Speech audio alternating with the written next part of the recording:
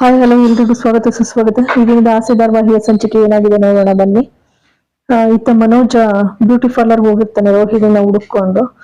ಆಮೇಲೆ ಅಲ್ಲಿ ನೋಡ್ತಾನೆ ಗ್ರೀನ್ ಬ್ರ್ಯಾಂಡ್ ಅಂತ ಹೆಸರಿರುತ್ತೆ ಬ್ಯೂಟಿ ಪಾರ್ಲರ್ ಮೇಲೆ.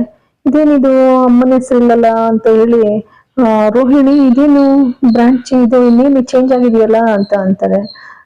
ಅದಾ ಮನೋಜ್, ನಾನು ಬೇರೆ ಕಂಪ್ನಿ ಜೊತೆ ಟೈ ಅಪ್ ಮಾಡ್ಕೊಂಡಿದೀನಿ, ಹೆಚ್ಚಿನ ಇನ್ಕಮ್ ಬರುತ್ತಲ್ವಾ, ನಮಗೂ ಅನುಕೂಲ ಆಗುತ್ತೆ ಭವಿಷ್ಯದಲ್ಲಿ. ಹಾಗಾಗಿ ಬಾ ಮನೋಜ್ ಅದಿರ್ಲಿ ಅಂತ ಅಂತಾರೆ. ಸರಿ ಅವಳ ಆಮೇಲೆ ಇಲ್ಲ ನಾನು ಹೋಗ್ತೀನಿ ಮನೆಗೆ ಹೋಗ್ತೀನಿ ಅಂತ ಹೇಳಂತಾನೆ. ಅಂದ್ಮೇಲೆ ರೋಹಿಣಿಗೆ ಹೇಗೋ ಸದ್ಯ ಮನೋಜಿಗೆ ಗೊತ್ತಾಗಿದ್ದು ಒಳ್ಳೇದಾಯ್ತು ಅಂತ ಹೇಳಿ ಸಮಾಧಾನ ಪಟ್ಕೋತಾನೆ. ಸಮಾಧಾನ ಪಟ್ಕೊಂಡ್ಮೇಲೆ ಇತ್ತ ಪೂಜೆ ಇದ್ದವಳು, ಲೈ ನಿಮ್ ಅತ್ತೆಗ್ ಗೊತ್ತಾದ್ರೆ ಬಿಡ್ತಾಳ, ಮೊದ್ಲು ಹೋಗು ಮನೆಯಲ್ಲಿ ಏನೇನ್ ಸ್ಥಿತಿ ಇದೆಯೋ ಹೇಗೆ ಇದೆಯೋ ಅಂತ ಹೇಳಿ ಹೇಳ್ತಾಳೆ.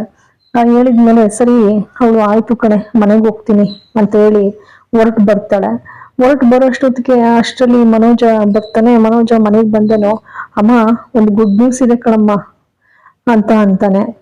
ಅಮ್ಮ ಬಾರಮೇಲಿ ಅಂತ ಅಂತಾನೆ. ಏನು ಮನೋಜ ಅಂತಾಳೆ.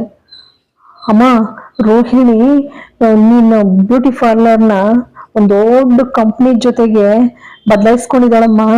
ಈಗ ಆ ಕಂಪ್ನಿ ಹೆಸರು ನೀ ಗ್ರೀನ್ ಬ್ರ್ಯಾಂಡ್ ಅಂತ ಹೇಳ್ಬಿಟ್ಟಮ್ಮ ಅಂತ ಅಂತಾರೆ. ಅದಕ್ಕೆ ಸೂರ್ಯ ಇದ್ದವನು, ಹಂಗಾದ್ರೆ ಈಗ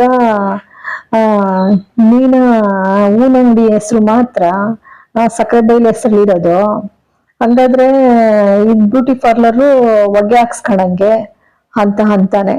ಹಂಗ ಅಂತಿದ್ದಂಗೆ ಶಾಂತಿಗೆ ಸಿಟ್ಟು ಬಂದ್ಬಿಡ್ತದೆ. ಸಿಟ್ಟು ಬಂದಿದ್ದೆ ತಡ ಬಂದವಳು ರೋಹಿಣಿನ ಹುಡ್ಕೊ ಬರ್ತಾಳೆ. ಅದೇ ಸಮಯಕ್ಕೆ ರೋಹಿಣಿನೂ ಕೂಡ ಬರ್ತಾಳೆ. ಬರ್ತಿದ್ದಾಗೇನೆ ಏನೇ ನನಗೆ ಮೋಸ ಮಾಡ್ತೀಯಾ, ಇಷ್ಟು ಇದು ಏನು ಇಷ್ಟೇನಾದ್ರೂ ಇದೆಯಾ ಅಥವಾ ಇನ್ನೂ ಏನಾದ್ರೂ ಮುಚ್ಚಿಟ್ಟಿದ್ಯಾ ಅಂತ ಹೇಳಿ ಎತ್ತೆರಡು ಕೆನ್ನೆಗೆ ಬಾರಿಸ್ತಿದ್ದಂಗೆ ಅವಳು ದಿಗ್ಭ್ರಾಂತಳಾಗಿ ನಿಂತ್ಕತಾಳೆ. ನನ್ನ ಗಂಡನ್ನೇ ಬಿಟ್ಟಿಲ್ಲ ನಾನು, ಅಂಥದ್ರಲ್ಲಿ ನಿನ್ನನ್ ಬಿಡ್ತೀನೇನೆ ಬುಗ್ರಿ, ಇನ್ನು ಏನಾದ್ರೂ ಮುಚ್ಚಿಟ್ಟಿದ್ಯಾ ಹೆಂಗ್ ಹೇಳು ಅಂತ ಹೇಳಿ ಸಿಟ್ಟಿಗೆ ಹೇಳ್ತಾಳೆ. ಅಲ್ಲಿಗೆ ರೋಹಿಣಿ ಮೌನವಾಗಿ ನಿಂತು ಬಿಡ್ತಾಳೆ ಭಯ ಪಟ್ಕೊಂಡು.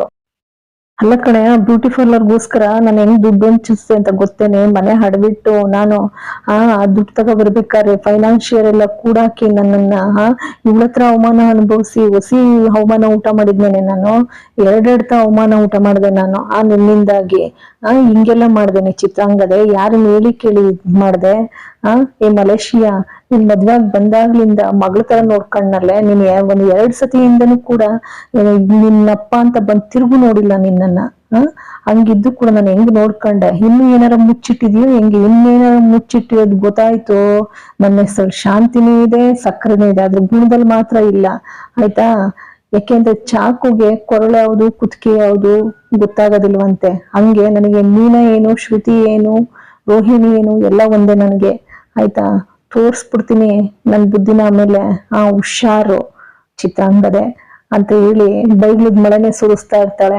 ಆಮೇಲೆ ರೋಹಿಣಿ, ಅಲ್ಲಾತೆ ನಾನು ಏನ್ ಮಾಡ್ದೆ, ದುಡ್ಡು ಕೊಟ್ಟೆ ತಾನೆ ನಿಮ್ದನ್ನ, ಏನೇ ಕೊಟ್ಟಿದ್ದು ನೀನು, ನಾನು ಎಷ್ಟು ಅವಮಾನ ಉಂಡಿದ್ದೀನಿ ಅದಕ್ಕೋಸ್ಕರ ಫೈನಾನ್ಷಿಯರ್ ಹತ್ರ, ಇವಳ ಹತ್ರ, ಮೀನಿನ ಹತ್ರ ಎಲ್ಲ ಅಂತ ಹೇಳಿ ಬೈತಾಳೆ. ಮತ್ತೆ ಬೈದ್ಮೇಲೆ ರೋಹಿಣಿ ಮನಸ್ಸಿನಲ್ಲೇ ಅನ್ಕೊಳ್ತಾಳೆ, ಗಡಗಡ ನಡ್ಗಕ್ ಶುರು ಆಯ್ತಾಳೆ. ಇಷ್ಟಕ್ಕೆ ಮತ್ತೆ ಇಷ್ಟೊಂದು ಬೈತಾ ಇದ್ದಾಳಲ್ಲ, ಇನ್ನೇನಾದ್ರೂ ನಾನು ಗಂಡನ ವಿಚಾರದಲ್ಲಿ ಮೋಸ ಮಾಡಿದ್ದೀನಿ ಅಂತ ಗೊತ್ತಾದ್ರೆ ಇನ್ನೇನಪ್ಪ ಗತಿ ಅಂತ ನಿಂತಿರ್ತಾಳೆ. ಇತ್ತ ಸರಿ ಸೂರ್ಯ ಓಡ್ತಾನೆ, ಆಟೋ ತಗೊಂಡು ಚೇತನ್ ಹತ್ರ ಬರ್ತಾನೆ. ಚೇತನ್ ಕಾರ್ ಗ್ಯಾರೇಜಿಗೆ ಬಂದಾಗ, ಏನು ಇದು ಆಟೋ ತಗೊಂಡ್ ಬಂದು ಕಾರ್ ಗ್ಯಾರೇಜಿಗೆ ಬಂದಿದೀಯಾ ಅಂತ. ಯಾಕೆ ಕಾರ್ ತರ್ಬೇಕಿತ್ತು, ಆಟೋ ತಗೊಂಡು ಕಾರ್ ಗ್ಯಾರೇಜಿಗೆ ಬಂದಿದ್ದೀನಿ ಅಂತ ಅಂತಾನೆ. ಅದಕ್ಕೆ ಹಿಂಗ್ ಉಗಿತಿದೀಯ ಲೋ, ಅಲ್ಲ ಕಣೋ ನಾನು ಎಂದಾದ್ರೂ ಹಂಗ್ ಇದ್ ಮಾಡ್ತೀನೇನೋ, ಹಂಗ ಅಂದನ್ ಗುಗಿ ನೀನು ಅಂತ ಅಂತಾನೆ.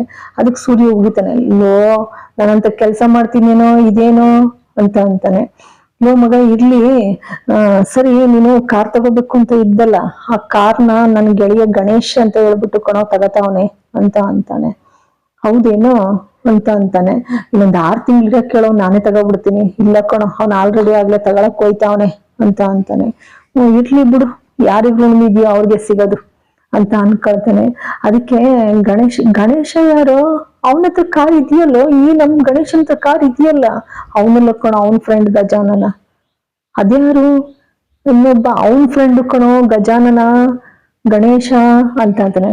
ಗಜಾನನೋ ಏಕದಂತನೋ ಯಾರೋ, ಏ ಮಗ ಮತ್ತೆ ಸ್ವಲ್ಪ ಟೆಸ್ಟ್ ಡ್ರೈವಿಂಗ್ ಅಂತೆ ಮಾಡ್ಕೊಡ್ತೀಯಾ, ನಡಿ ಶೋರೂಮ್ಗೆ ಹೋಗೋಣ ಅಂತ ಅಂತಾನೆ. ಅಲ್ಲ ಕಣೋ, ಯಾರ್ದೋ ಕಾರ್ಗೋಸ್ಕರ ನಾನು ಸೆಂಡ್ ಅಪ್ ಪಾರ್ಟಿ ಕೊಡಕ್ ಬರ್ಬೇಕಾ, ಆಗೋದಿಲ್ಲ ಅಂತ ಅಂತಾನೆ. ಆದ್ರೂ ಕೂಡ ಮತ್ತೆ ಮತ್ತೆ ಬಲವಂತ ಮಾಡಿದಾಗ ಆಯ್ತು ನಡಿಯಪ್ಪ, ಸೆಲ್ಫ್ ಸರ್ವಿಸ್ಗಿಂತ ಸೋಷಿಯಲ್ ಸರ್ವಿಸ್ ಜಾಸ್ತಿ ಆಯ್ತು ನಡಿ ಅಂತ ಹೇಳ್ತಾನೆ. ಸರಿ ಕರ್ಕೊಂಡು ಹೋಯ್ತಾನೆ ಸೆಕೆಂಡ್ ಹ್ಯಾಂಡ್ ಕಾರ್ ಶೋರೂಮ್ಗೆ. ಕರ್ಕೊಂಡು ಹೋದ್ಮೇಲೆ ಅವ್ನ್ ನೋಡಿದಂತ ಕಾರ್ಗೆ ಕೂರಿಸ್ತಾನೆ ಒಳಕ್ಕೆ. ಕೂತ್ಕೊಂಡು ಟೆಸ್ಟ್ ಡ್ರೈವಿಂಗ್ಗೆ ಶುರು ಮಾಡ್ತಾನೆ. ಟೆಸ್ಟ್ ಡ್ರೈವಿಂಗ್ ಹೋಗ್ತಾ ಹೋಗ್ತಾ ಆಮೇಲೆ ಬರ್ತಾನೆ. ಟೆಸ್ಟ್ ಡ್ರೈವಿಂಗ್ ಎಲ್ಲ ಆದ್ಮೇಲೆ ಹೆಂಗಿದೆಯೋ ಮಗ ಕಾರು ಅಂತಾನೆ. ಮಸ್ತ್ ಆಯ್ತು ಕಣೋ, ಮಾತ್ರ ಎಲ್ಲ ಕಂಡೀಷನ್ನು ಎಲ್ಲ ಬೊಂಬಾಟ ಐತೆ, ಮಾತ್ರ ಏನು ಸಮಸ್ಯೆ ಇಲ್ಲ ಅಂತ ಅಂತಾನೆ. ಅದೃಷ್ಟ ಮಾಡಿದ್ರು ತಗೊಳಕ್ಕೆ ಅಂತ ಹೇಳ್ತಾನೆ. ಆಮೇಲೆ ಡಾಕ್ಯುಮೆಂಟ್ ಕೊಡ್ತಾನೆ, ನೋಡು ಡಾಕ್ಯುಮೆಂಟ್ ಸರಿ ಇದೆಯಾ ಅಂತ. ಸರಿ ಇದೆ ಬಿಡಪ್ಪ, ಅದೃಷ್ಟ ಮಾಡಿದಾರೆ, ಎಲ್ಲ ಚೆನ್ನಾಗಿದೆ, ಪರ್ಫೆಕ್ಟ್ ಐತೆ, ಗಾಡಿನೂ ಅಷ್ಟೇ ಕಂಡೀಷನ್ನು ಪ್ರತಿಯೊಂದು ಕೂಡ ಬೊಂಬಾಟ ಐತಿ ಮಾತ್ರ ಅಂತ ಅಂತಾನೆ.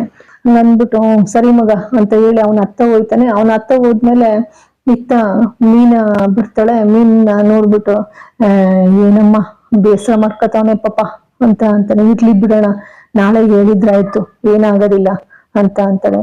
ಆಯ್ತಮ್ಮ, ಆದಷ್ಟು ಬೇಗ ಹೇಳ್ಬಿಡು, ಹೆಂಗೋ ಒಳ್ಳೇದಾಗ್ತಾ ಇದೆ ಅಂತ ಹೇಳಂತಾನೆ.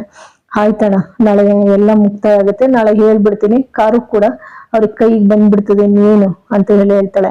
ಅಲ್ಲಿಗೆ ಈ ಸಂಚಿಕೆ ಮುಕ್ತಾಯವಾಗ್ತದೆ. ನಿಮ್ಮೆಲ್ಲರ ಆಶೀರ್ವಾದವೇ ಬಹಳಷ್ಟು ಮುಖ್ಯ.